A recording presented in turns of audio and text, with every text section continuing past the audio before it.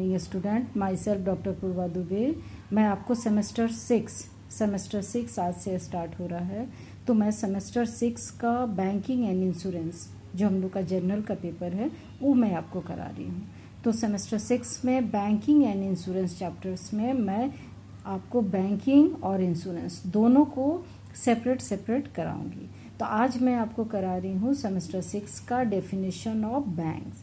तो बैंक किसे कहते हैं और बैंक क्या इम्पोर्टेंस है बैंक का, आज हमारे जीवन में बैंक का क्या फंक्शन है, बैंक का क्या कैरेक्टर है, वो सब एक एक करके आपको वीडियो में बना के देंगे।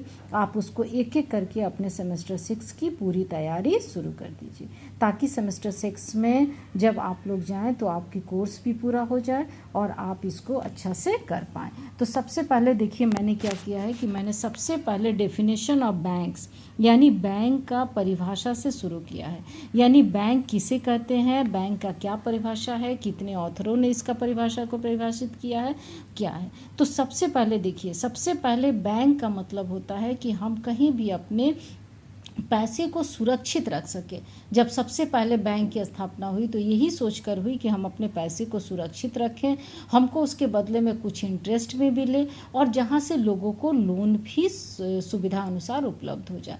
तो बैंक का एक साधारण अर्थ में सोचा जाए तो एक सामान्य लोग यही समझते हैं कि जहां हम अपने पैसे को जमा रखते हैं और तथा हमको वहां से ईजी वे में लोन प्रोवाइड किया जाता है, तो बैंक को हम ये समझते हैं। यानी कम शब्दों में अगर कह सकते हैं तो बैंक वह संस्था है जो मुद्रा एवं साख यानी मुद्रा एवं साख के लेन देन संबंधी सभी कार्य करती है। यानी विस्तृत रूप में कहा जाए तो बैंक जो है कि मुद्रा में व्यवसाय करने वाली ऐसी संस्था है जहां धन जमा कर सकते हैं तथा ऋण देने एवं धन को एक स्थान से दूसरे स्थान पर भेजने की सुविधाएं प्रदान की जाती है। साथ ही जमा धन को संरक्षण तथा साख का निर्माण होता है, यानी साख का सृजन किया जाता है। हमारा धन जो है सो सुरक्षित रह सकता है और हम एक जगह से दूसरी जगह पे आसानी से पैसे को ट्रांसफ़र करके यानी भेज सकते हैं। तो विभिन्न विद्वानों ने इसको विभिन्न तरह से परिभाषित किया है।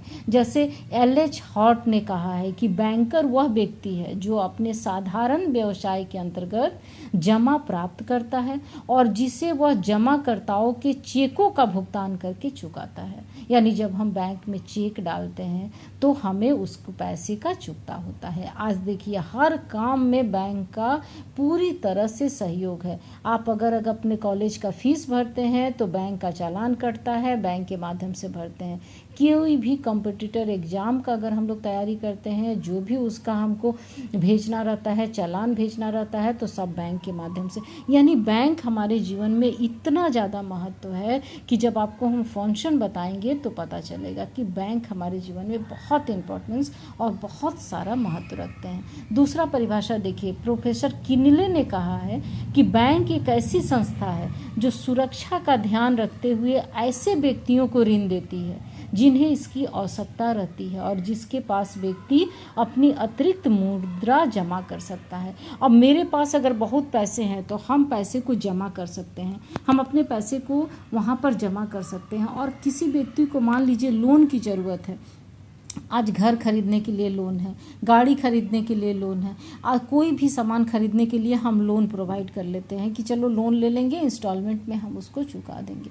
तो ये जो बैंक जो है सो लोगों को लोन प्रोवाइड करती है। उसके बाद देखिए कहता है कि एक काउथर के अनुसार कहता है कि बैंकर का व्यवसाय अन्य लोगों से ऋण लेना और बदले में अपने ऋण देना तथा इस प्रकार मुद्रा का सृजन करता है। यानी अन्य लोगों से ऋण लेता भी है और लोगों को ऋण देता भी है। तो बैंक में जब कभी भी हम पैसे जमा करते हैं, बैंक में पैसा हम जमा करते हैं, तो बदले में बैंक हमको क्या प्रोवाइड करता है, ऋण की सुविधाएं प्रदान करता है। तो सबसे पहला बैंक का हो गया हमारा कि बैंक वो संस्था है कि हम जो है सो बैंक में पैसे जमा करते हैं। मुद्रा हमारा बैंक से लेन देन संबंधी काम होते हैं। मुद्रा का व्यवसाय करती है, संस्था को रूप में रखती है तथा एक जगह से दूसरी जगह पैसे को आसानी से हम लेके जा सकते हैं।